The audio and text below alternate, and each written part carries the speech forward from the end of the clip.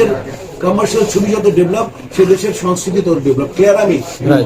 মিশা ভাই, আপনারা যে নির্বাচিত হয়েছেন, সারা বাংলাদেশের মানুষ কিন্তু শিল্পী সমিতির নির্বাচন নিয়ে সবসময় একটা থাকে, জানতে চায়। সেটার পরিপ্রেক্ষিতে কিন্তু তারা স্ট্যাটাস দিয়েছে যে আপনাদেরকে অভিনন্দন জানিয়েছে এবং সামনে যে আপনার কাজ করবেন, সিনেমা নিয়ে ভালো ভালো উপহার দিবেন, সেটা নিয়ে আপনারা কি করবেন?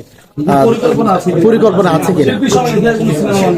শিল্পী সমিতি তখন ছবি বানায় না, শিল্পী সমিতির যিনি এখন সাধারণ সম্পাদক উনি তো নিজেই 5টা ছবি বানাবে, এমনিতে বানাবে, উনি এমনিতে বলেছেন বানাবেন, ইশতেহারের অংশ না, উনি নিজেই ছবি বানাবেন, তিনি রেগুলার ছবি বানায় যাচ্ছেন।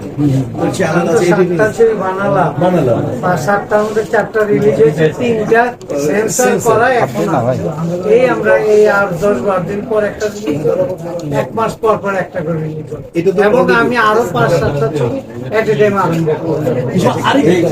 ছবি ব্যাপারটা শেষ করে দিয়েছিল হচ্ছে এই মনে করো যেমন আজকে আমি এখন সাগর ভাইয়ের সাথে বসে এসেছি, সাগর ভাই আপনি খালি পুরস্কার পাবেন এরকম ছবি বানাবেন তা না, কমার্শিয়াল ছবি সেটা খাওয়া মানুষের প্রথমে ধ্যান। যে দেশের কমার্শিয়াল ছবি যত ডেভেলপ সেই দেশের কালচার তত ডেভেলপ, যে দেশের কালচার তত ডেভেলপ সেই দেশ তত ডেভেলপ। আজকে তোমরা আমি একটা শর্ত করে বলবো, তোমরা কি ইন্ডিয়ার পররাষ্ট্রমন্ত্রীর নাম কেউ বলতে পারবে? আচ্ছা, কেউ জানে না, আমরা কেউ জানি না। আচ্ছা আমি জানি, আমি বললাম। আচ্ছা তোমরা কি শাহরুখ খানের নাম জানো, শুনছো? হ্যাঁ, শাহরুখ খান জোরে বলো। শাহরুখ খান কেন চিনো?